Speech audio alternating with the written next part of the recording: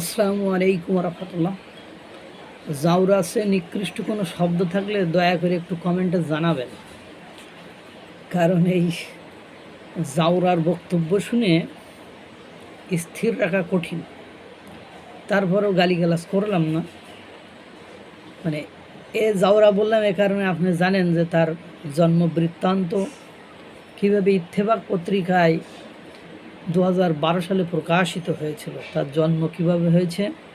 এই পিনিক ভট্টাচার্য, সে নাকি নতুন সংবিধান লেগে 15ই আগস্ট বঙ্গবন্ধু সপরিবারে হত্যাকারী মেজর ডালিম জাওরারে ফেরত নিয়ে আসবে। মানে এই বক্তব্য যখন শুনেছি মাথা গেছে গরম হয়ে, মানে খারাপ হয় মানুষ, কিন্তু এরকম নিকৃষ্ট হারাম এরকম মানে বদমায়েশ এরকম শয়তান বাংলাদেশের বুকে দ্বিতীয় আর কেউ জন্মায়নি। ও সব কিছুতে বিপ্লব দেখে, বিপ্লবের সংজ্ঞাই জানে না হওয়ার পর সে সব কিছুতে বিপ্লব দেখে। সে মেজর ডালিমকে মানে ফেরত নিয়ে আসতে নতুন সংবিধান লিখবে, সে তার আইডল মনে করে। এরকম একজন হত্যাকারীকে যে আইডল মনে করে, ওই তো মনে করবেই, কারণ 289 জন শিশুকে সে কিভাবে হত্যা করেছে। সে একটা মুসলিম মেয়েকে শাহবাগের আন্দোলনের সময় কিভাবে গর্ভবতী করে তাকে ফেলে রেখে চলে গিয়েছে। সে তার 3 ইঞ্চি নিয়ে কত সুন্দর বক্তব্য দেয়। এর মতন জাউরার বক্তব্য আর কতটাই বা ভালো হতে পারে। যাক, যে কথা বলছিলাম, ওই বদমাইশ এক বক্তব্য দিয়েছে। কি বক্তব্য শুনুন, তাহলে আপনি বুঝতে পারবেন। ওরে পাইলে যে উনি একবার ঠেঙাইতেও মন চাইব, যে একবার যদি ওরে পাই তো একবার হইলেও একখান মানে করে জুতার বাড়ি যাতে মারতে পারি। এইরকম হারামি সে, এইরকম বদমাইশ। কি বলছেন?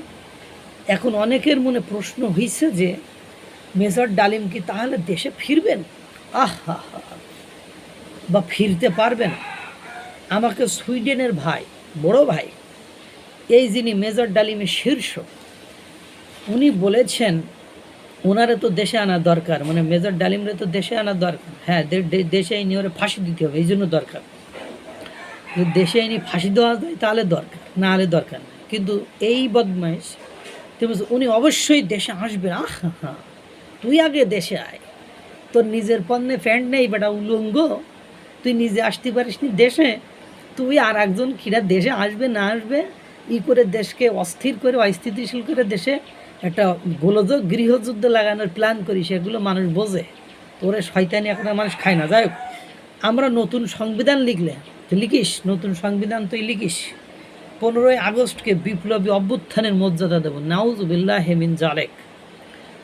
আগের রায় বিচার সব কিছু ইনভ্যালিড হয়ে যাবে, মানে বাতিল হয়ে যাবে। তিনি তখন বীরের বেশে দেশে ফিরবেন। 24-এর বিপ্লব যারা নির্মাণ করেছে তাদের অনেকের আইডল ছিলেন মেজর ডালিম। থাকবেই তো, শয়তানের সাথে শয়তানের তো একটা সম্পর্ক থাকবেই, কানেকশন তো থাকবেই। অন্তত আমার তো ছিলেনই। ওনার নাম আমরা আকাশে লিখে রাখবো, তো আকাশেই লিখে রাখ, খাতা কলমে আর স্বর্ণাক্ষরের জন্য লিখিস নে, চেষ্টাও করিস নে। ওই যে শয়তানের জায়গায় ওর নামটা আছে, শয়তানের জায়গায় যাতে থাকে। ঈশা খান, তিতুমির, হাজী শরিয়াতুল্লাহর সাথে বাংলাদেশে যতবার জালেম আসবে ততবার মেজর ডালিমরা জন্মাবে। হ্যাঁ, কখনো তাদের নাম হবে আবু সাইদ, কখনো নাম হবে মীর মুগ্ধ, কখনো নাম হবে ওয়াসিম। 24-এর বিপ্লব একটা প্রকৃত বিপ্লব হয়ে উঠবে যদি আমরা নতুন সংবিধান লিখে মেজর ডালিমকে দেশে ফিরিয়ে আনতে পারি। সেই দিন হবে বিপ্লবের প্রকৃত বিজয়। আয় নিয়াই তোর মানে জন্ম যারা দিয়েছিল তারা তো মানে তাদের সাথে দেখছি তো বর্তমান সময়ের মাখামাখি কতটা মানে ইন্টেনসিভ করেছে।